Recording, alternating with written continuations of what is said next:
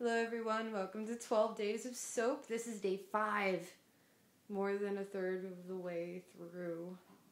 Excited. Today I'm going to make coconut milk soap with lime.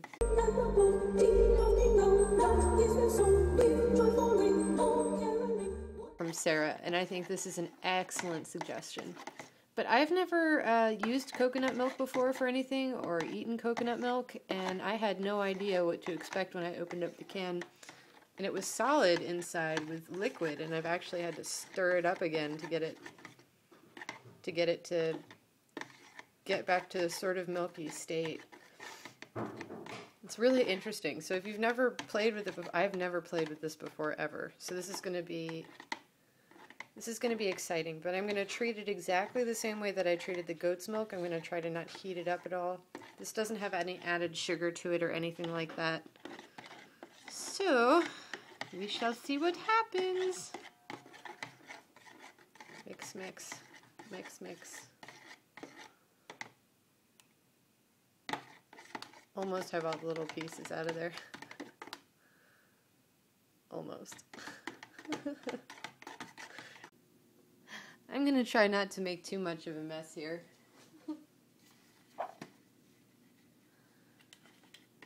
Measure the coconut. This really does want to separate really quickly. So let's see here.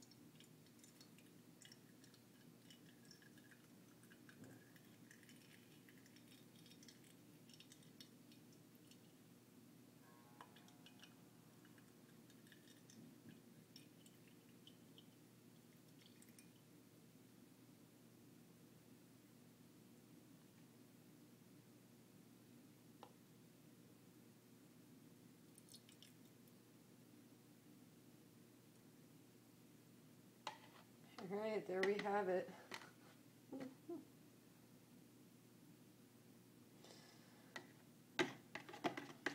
I have some left over, but I'm going to leave it in that container and then stick it in the fridge. You really shouldn't leave things like that in the can. Leaving stuff like that in the can and then trying to consume it later is a recipe for botulism. Nobody wants that.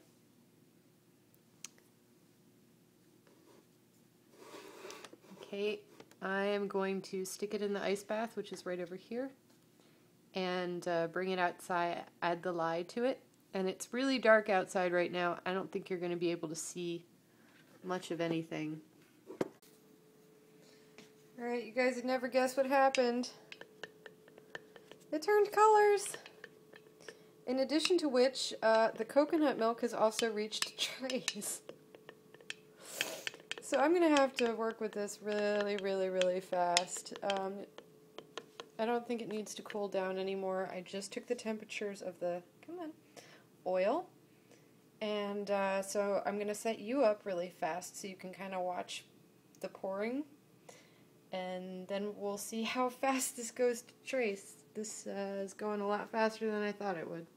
I don't know if you can see this, but this is what it turned into. Crazy, no? I think crazy, yes. And it's almost the same yellow as my gloves. This is actually happening very, very, very similarly to the goat's milk soap. Except the goat's milk soap didn't come to trace. That's new and exciting. Alright, so pencil stream.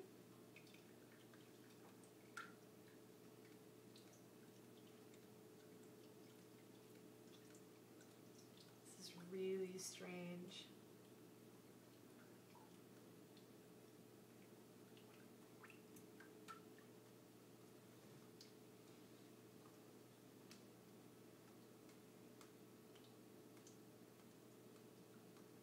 So this looks mildly familiar.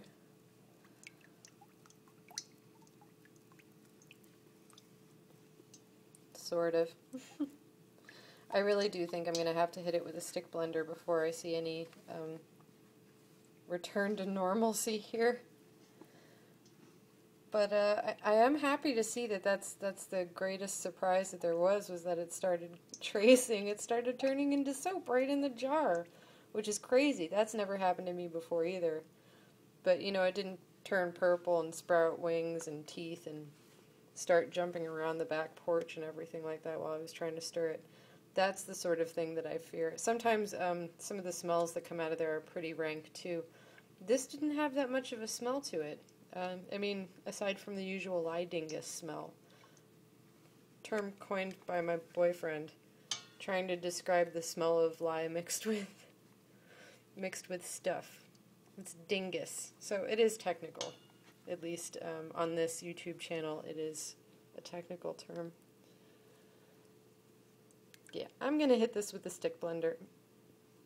And then I'll show you where it's at once we're done with that. It can go wrong, and I'm actually kind of happy that out of all of the videos that we've done in this 12-day stint, there's only been some minor issues, like crumbly soap. And, wow, I didn't realize it would turn that dark. But, I mean, so long as you do your math correctly and double, triple, quadruple check all of your mathematical outcomes when you're making up your own recipes, it should work out. It's just a matter of experimenting with, oh, look at that, trace, and figuring out, like, once the soap is cured and everything, what properties you like about it and which you don't, and then you go back and tweak it. So, in addition to being kind of fun to do, just to experiment, it's neat to sort of, like, broaden your lexicon of soap making stuff. And YouTube has been incredibly wonderful in bringing me together with all sorts of soapers who've been at it for way longer than me and have tried so many things. And it's an incredible community that I am very, very happy and consider myself fortunate to have kind of stumbled into. So thank you guys. Everyone out there who's left me comments or hints or tips or links to websites. All of you, all of you. Alright, so we've hit trace.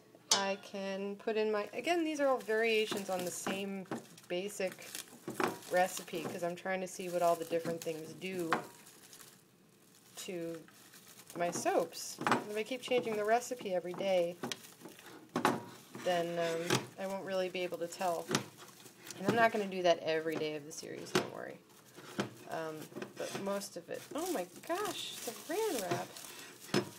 One-handed saran wrap removal is a feat. Okay. In you go, jojoba. Let's not lose the grip on the bowl. There we go. Alright, the jojoba oil is in. Hooray! And I'm going to put a smidge of aloe vera in there. And I've been sticking up to a teaspoon in per pound. This is a pound of soap. It's not a very big. It's not a very big batch. Like when I put it in the cylindrical tube, the PVC pipe, I usually end up with something about the size of a soup can. Once all is said and done, I will be using the Lego guys again today. I have to soak my PVC mold